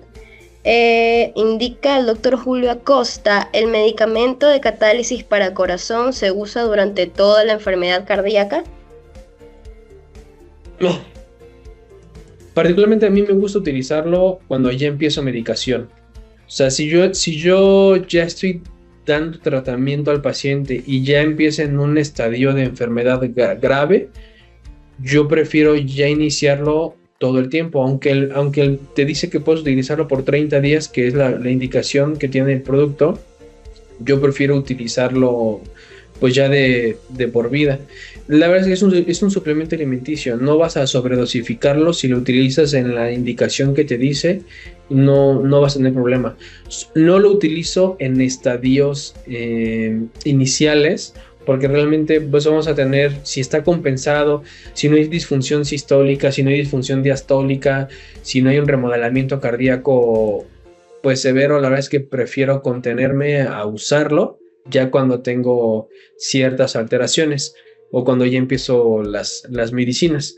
También lo utilizo cuando la falla cardíaca, por ejemplo. Acuérdense de esto. Podemos tener un soplo, o sea, una insuficiencia valvular, sin que sea necesariamente una insuficiencia cardíaca.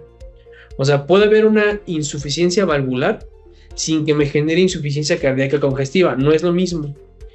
Si yo recibo un paciente con una insuficiencia valvular sin insuficiencia cardíaca, pero tengo alguna comorbilidad, utilizo Cardioli. Para que los radicales libres no tengan tanto problema yo con mi endotelio, mi endotelio con mi endocardio, y ahí tenga un remodelamiento cardíaco más pronto. Entonces, si el paciente tiene, a pesar que tenga una insuficiencia valvular, no hay insuficiencia cardíaca, no lo utilizo, ¿sí? Ya cuando ya entro en disfunciones, empiezo a manejarlo, o cuando las comorbilidades empiezan a presentarse. Perfecto, gracias. Otra consulta de la doc Rosa María Granja. En razas de perros predisponentes a sufrir de enfermedades cardíacas, ¿desde qué edad podemos usar Cardioli para prevenir o atenuar el impacto de estas enfermedades? Bueno, no se va a prevenir porque la enfermedad la va a presentar. O sea, no hay una forma de decir, bueno, le voy a dar Cardioli para que no genere enfermedad mixomatosa. No se va a poder. ¿Cuándo lo empezamos a utilizar? Ya lo expliqué, ¿no? No lo utilizaré yo en un estadio inicial. Yo lo utilizaría ya cuando el paciente está descompensado. O por ejemplo, en el caso que les dije, ¿no? Si tengo un paciente que tengo que tratar con doxorubicina o cualquier terapia antineoplásica que me genere cardiotoxicidad, antibióticos que me generen toxicidades, utilizaría el producto. Si el paciente está bien compensado, no lo usaría, o tal vez pensando en que voy a prevenir el daño, ¿no? Yo lo utilizaría cuando tengo ya ciertos valores que ya me dicen, bueno, manéjalo así, ¿no? Si yo tengo un paciente, les repito, con comorbilidades e insuficiencia valvular, sí. En pacientes con enfermedades congénitas, ahí sí lo utilizo. Por ejemplo, recibí una perrita con un ducto arterioso persistente, una chihuahueña, que pese a que estaba compensada, pues la enfermedad congénita ya es grave. Y entonces ahí le manejé el Cardioli, se lo dejo ya para que, pues aunque haya vivido 12 años o 10 años con esa enfermedad, yo prefiero estar tranquilo y mientras no esté en una disfunción sistólica o diastólica, pueda continuar con el tratamiento. Ok, doc. Sigamos con la siguiente pregunta. Hola, excelente ponencia, nos dice la doctora Paola Rangel. Pregunta, ¿la L-carnitina se puede dar a pacientes con condición corporal 2 de 5 cardiópatas? Esa es una muy buena pregunta. La condición corporal 2 de 5, tú te refieres porque, supongo, a eso me lo vas a dejar en los comentarios, porque la carnitina se utiliza como para bajar de peso, ¿no?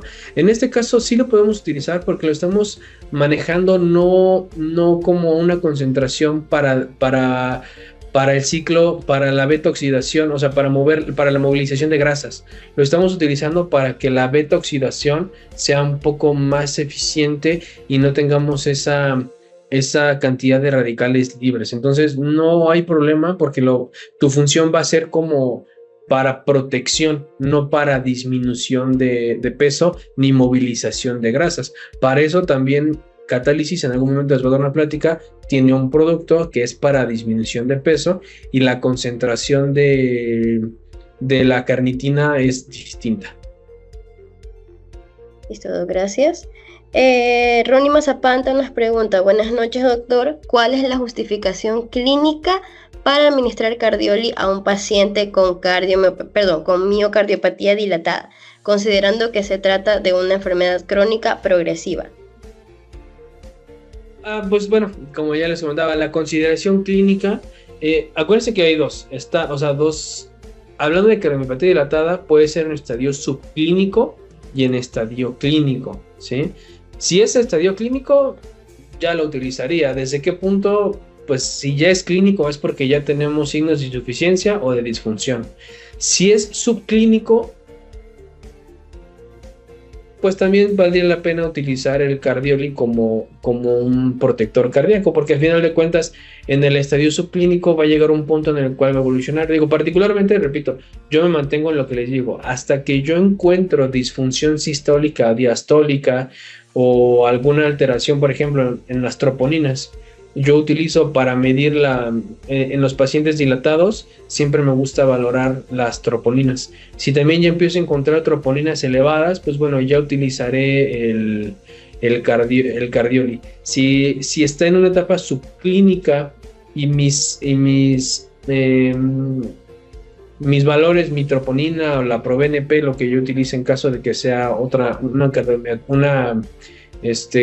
cardiopatía degenerativa, lo utilizaría hasta que ya empiezo al paciente a descompensarse, ¿no? Si no, la verdad es que si está estable, no utilizaría el cardioli. Listo, gracias. Jorge Vargas nos pregunta, ¿cómo diferencio un edema de origen cardiológico de uno de origen renal en perros? Porque tendrías que hacer un ultrasonido en los pulmones y es muy especial, no tengo una forma de demostrarlo, pero el ultrasonido, cuando es un edema cardiogénico o un edema meramente por un problema cardíaco, pues yo voy a tener el edema periliar, o sea, voy a tener el edema en la zona periliar del pulmón. Si es un edema por una descompensación, por un estado metabólico alterado, una acidosis, supongo que te referías, ¿no? Una acidosis por el tema de una falla renal, pues vas a encontrar edema de pulmón en diferentes puntos. Además, el cuadro clínico, yo me diría más hacia la clínica del paciente. Si el paciente no tiene ruidos respiratorios o ruidos cardíacos y el paciente no muestra soplo, tal vez, pues sí pensaría en que es un tema más renal. Por ejemplo, creo que no lo subí. Igual de esta misma clínica, un pacientito que se llama Jack me lo mandaron a consulta de corazón porque su dificultad respiratoria era mucha, o sea, estaba en distrés respiratorio, pero al hacer el examen físico, pues el edema o el líquido venía de diferentes campos del pulmón, no venía en un solo campo. Usualmente el edema cardiogénico pues te lo vas a encontrar más en la zona periliar. Yo al encontrar eso, al palpar y él tenía cólico en la zona retrocostal y no escuchar un soplo, pues mi pensamiento no fue un edema cardiogénico, sino fue un edema por alguna otra causa. Entonces yo utilizo más la clínica, la exploración y la ecografía para determinarlo. Listo, gracias. Anton Von nos pregunta, doctor, ¿en qué casos recomiendas el uso de telmisartán y en cuál el ramipril o benacepril? Ay, muy buena pregunta. Miren, esto es como tendencias, ¿sí? Y estudios que se van haciendo. No, bajo ninguna circunstancia quiero decir que no los manejaría, o sea, que no manejaría ni enalapril ni ramipril. Mi tendencia es que yo ya no los voy a utilizar tanto, ¿sí? Pero ¿en qué momento utilizaría el telmisartán? Un estudio que a mí me gusta mucho hacer siempre es la UPC, que es la relación proteína-creatinina en orina. Para mí la UPC es muy importante. En el momento en el que yo tengo ya un paciente, tenemos varios parámetros, que es abajo de 0.2, de 0.2 a 0.5 y arriba de 0.5. El telmisartán prefiero utilizarlo en pacientes que ya están proteinúricos, ¿sí? O sea, proteinúricos. Cuando ya tengo pacientes con proteinuria, decido manejar el telmisartán. Ahora, no todos los pacientes cardiópatas son hipertensos. Y aquí viene una situación que es muy confusa. La presión arterial la voy a tener, tengo mis parámetros, ¿no? De 100 a 120 normal, de 120 a 140 prehipertenso, de 140 a 160 hipertenso y de 160 en adelante ya es severo, ¿sí? Entonces, ¿qué pasa? Nosotros tenemos un fenómeno que se llama hipertensión situacional. ¿A qué voy? El paciente llega y por estar en un lugar ajeno a su casa, con médicos o con gente que no conoce, su presión arterial es elevada. Entonces, la mayoría de los cardiópatas no son hipertensos por problemas cardíacos. La mayoría de los hipertensos son hipertensos porque tienen enfermedades metabólicas concomitantes o tienen cualquier otra situación.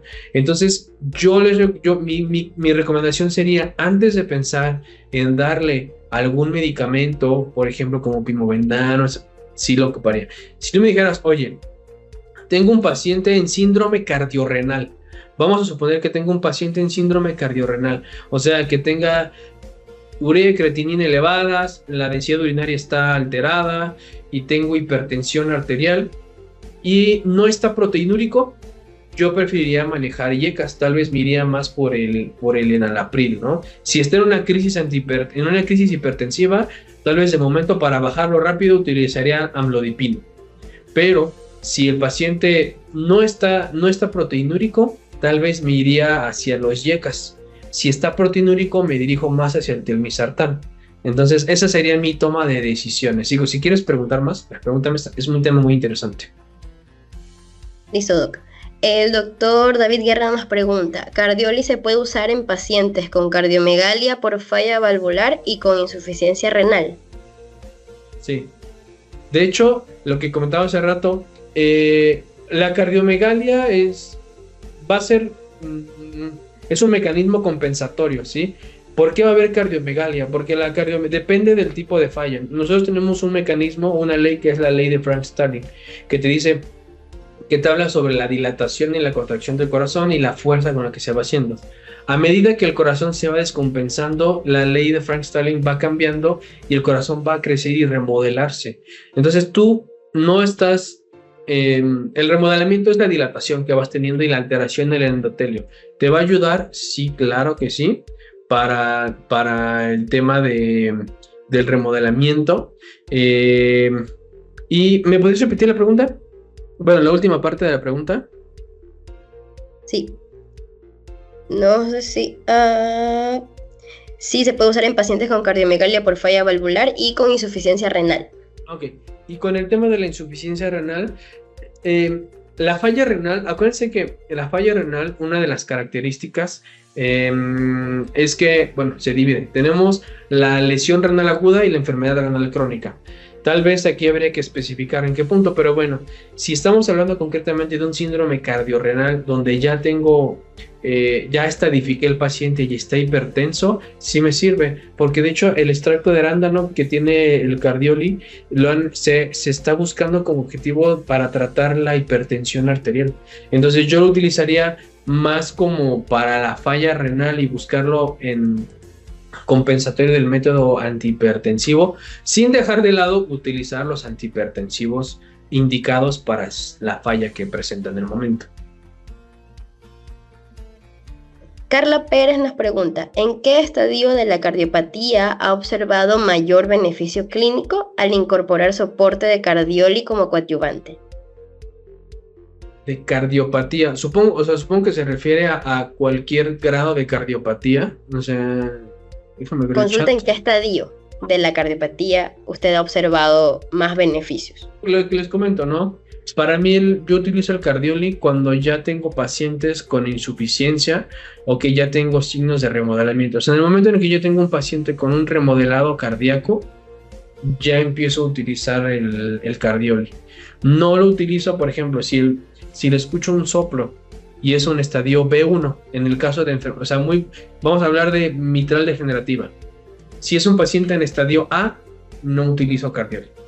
Si es un paciente en estadio B1, no utilizo Cardioli.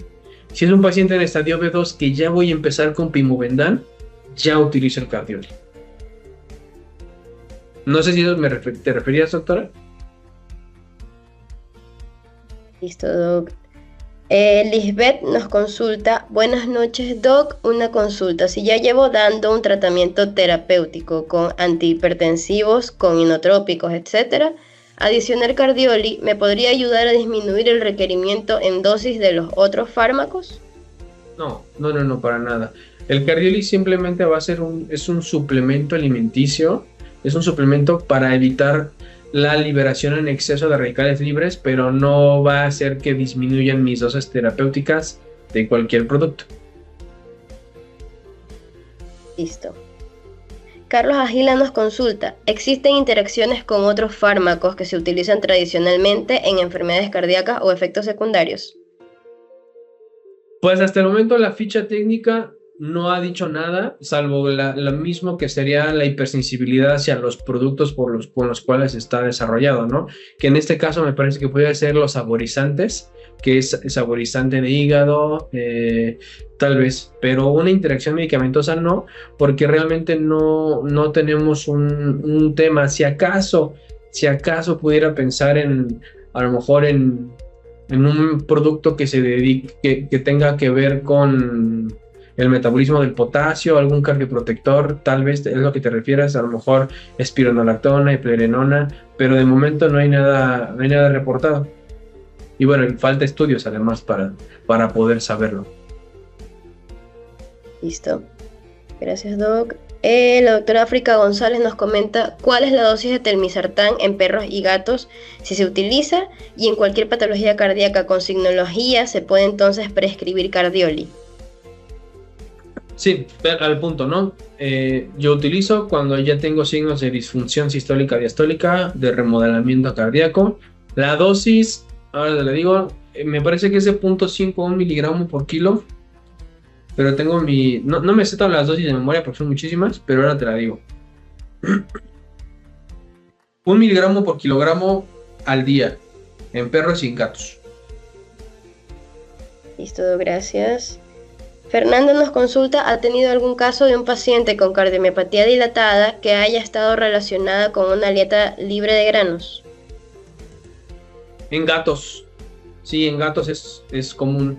En perros no, y es que para poder hacer eso tendríamos que hacer la determinación de la taurina, ¿sí? Porque básicamente la taurina es la que va en gatos principalmente a generarte la cardiomiopatía dilatada por el factor nutricional. Entonces, de momento mis pacientes o los pacientes que he tenido en la historia clínica pues tienen buenas dietas. Y no he tenido temas con pacientes salvo los gatos, que ahorita está sucediendo mucho en Argentina, que están teniendo problemas con cardiopatías dilatadas asociadas a dietas libres de granos y libres de proteínas de origen animal. Entonces ahí sí están teniendo temas de cardiopatía dilatada y el cardioli nos va a ayudar bastante bien por la taurina, pero solamente hay que ajustar la dosis a la dosis terapéutica de la taurina. Listo, gracias. Alex Chandy nos pregunta, al usar cardioli, ¿los pacientes pueden seguir haciendo ejercicio o necesita limitar su actividad? La actividad va a verse limitada por el tipo de fallo cardíaco que tenga. Por ejemplo, vamos a hablar de valvular degenerativa en estadio ACVIM A y me voy a ir a las tablas, ¿no? Me voy específicamente a las tablas. Normalmente las tablas no te van a decir si haces o no actividad física. Usualmente los pacientes en estadio C y en estadio D tienes que limitar la actividad física y no es que el cardioli tenga algo que ver, sino que la misma falla lo está diciendo. Por ejemplo, si es un paciente en una disfunción sistólica, ¿qué quiere decir? Que a la sístole no hay una buena contracción, o sea, no hay una buena contracción, pues la actividad física no le vendría bien porque pues tenemos una complicación. Ahora, si tenemos una disfunción diastólica que tal vez sería un poco más grave por el tema de las coronarias. Si tenemos una disfunción diastólica y el paciente lo fuerza a hacer actividad física, pues entonces va a tener complicaciones y no necesariamente atribuidos al suplemento alimenticio o a la medicación que se le dé, simplemente por el proceso fisiopatológico que está pasando en ese paciente. Listo, Doc. Otra pregunta, Paula Echeverría nos consulta, ¿qué tan seguro es el uso crónico de cardioli en pacientes con enfermedad cardíaca progresiva?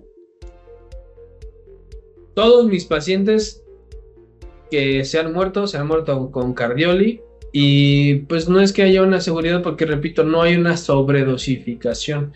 Entonces no hay, tendríamos que hacer estudios para poder medir los mismos elementos que se administran. De hecho, ahorita estoy en pláticas con un equipo de laboratorio porque ellos están utilizando aquí en México, están utilizando modelos anatómicos de ratones para desarrollar, para ver cuál es el efecto de los antioxidantes, específicamente en el grosor del endotelio. Entonces, sería muy aventurado decirte que no, porque no hay un estudio, pero lo importante sería determinar, a lo mejor valorar el paciente y medir qué antioxidantes son los más comunes, cuáles son los valores que tengo que medir, dar el tratamiento y hacer un control. ¿Cuál es el problema? Que como Cardioli solamente va como adyuvante, no vas a tener un parámetro real. ¿Por qué? Porque vas a utilizar Pimobendan, a lo mejor Telmisartán, a lo mejor Sildenafil, y como no es una monoterapia, pues no te puedo decir. De seguridad, hasta el momento, pues todos mis pacientes que inician, terminan con Pimobendan cuando mueren, pero no mueren a consecuencia, aparentemente, de una sobredosificación por Cardioli. Sería complicado. Mueren por mecanismos compensatorios ya, pues, propios del paciente. Gracias, Doc. Fernanda nos vuelve a consultar, Doc, y con respecto al Cardioli, ¿habría alguna contraindicación de emplear Cardioli en pacientes no cardiópatas? Pues no creo que haya una contraindicación, pero bueno, no hay una contraindicación porque realmente es un suplemento, pero no tiene sentido manejarle Cardioli a un no cardiópata porque no hay un beneficio para que no presente cierto tipo de enfermedades. O sea, si tú me dijeras, oye, Cardioli me ayuda a que la enfermedad valvular no avance, aparte sería el producto más vendido del mundo, ¿no?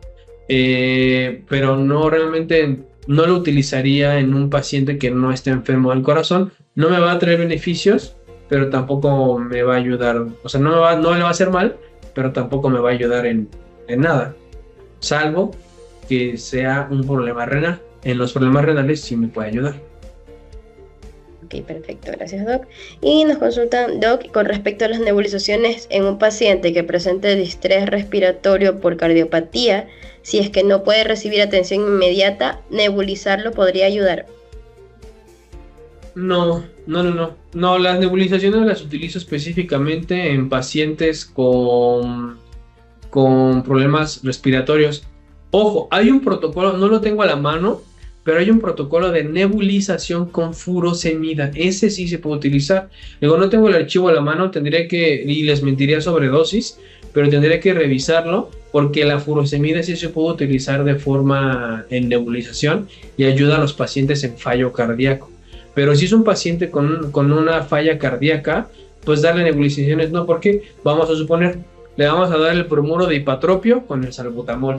El bromuro de hipatropio lo que me va a ayudar es a relajar la musculatura lisa, pero si yo le doy el salbutamol, pues entonces me va a taquicardizar el paciente. Y si estoy hablando que es un paciente que ya viene con una cardiopatía y viene taquicárdico, si yo le doy un beta adrenérgico, lo que va a suceder es que se va a taquicardizar más o puede fibrilar. Entonces yo me evitaría el uso de este tipo de productos en pacientes que sean cardiópatas. Lo limitaría solo a los pacientes que ya estoy seguro que es un cuadro respiratorio y que a lo mejor por un cuadro de una bronquitis o de una fibrosis sí necesitan dilatar las vías respiratorias. Listo, Doc. Y como última pregunta, ¿Cardioli está pensado como tratamiento coadyuvante o puede usarse como monoterapia en estadios tempranos? Es como es como un coadyuvante en estadios tempranos. Ya les expuse mi punto. Si es un estadio temprano que ya tiene una disfunción o que ya tiene cierto grado de remodelamiento, lo utilizaría como monoterapia, pero no para llevar una compensación, simplemente para evitar que los radicales libres me ganen. Sí, ojo, entonces no utilizo el Cardioli como monoterapia para compensar al paciente, lo utilizo como monoterapia para evitar la liberación de tantos radicales libres. Cuando el paciente ya se descompensa, dejo el Cardioli, pero el Cardioli se utiliza como coadyuvante para la terapia. ¿Para qué? Para la cardiotoxicidad, barredor de radicales libres, y como en este caso, en algunos casos, si hay complicaciones con el riñón, ayudar a controlar la presión arterial. Listo, Doc. Bueno, darle las gracias. No sé si me pueda compartir la siguiente diapositiva de su presentación para mostrarles a los doctores el código QR para que por favor, si pueden en este momento, evaluar la presentación. Si llenan la encuesta, participa en un sorteo de kits de salud cardíaca. Entonces, para que por favor nos ayuden, le voy a dar unos minutitos para que escaneen el código QR, los voy a llevar a una encuesta para que por favor la llenen y puedan participar en este sorteito. Y bueno, mientras tanto los doctores pues nos ayudan con la encuesta. Doctor, darle las gracias por compartir su conocimiento. Gracias a todos también por haber participado, haberse dado el tiempo de estar aquí. Sabemos que ya en algunos países es tardecito, pero aún así se han dado el tiempo para poder estar aquí y compartir estos conocimientos.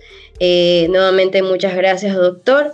Y pues decirles que desde INVAP, en conjunto con Catálisis, vamos a seguir impulsando este tipo de espacios para la educación continua de los médicos veterinarios y poderlos acompañar en su práctica profesional. Entonces, doctores, sin más que decirles, pues, doctor, muy buenas noches, una excelente noche para todos, y pues esperamos verlos en una siguiente ocasión. Gracias, cuídense mucho, descansen.